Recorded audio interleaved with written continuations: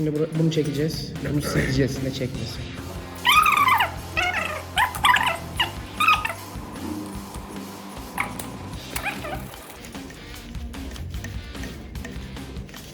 İz değil mi bu? Leke değil. Yanık iziymiş. Evet, şunlar çıkar. Şunlar leke. Bak. Görüyor musun şunu?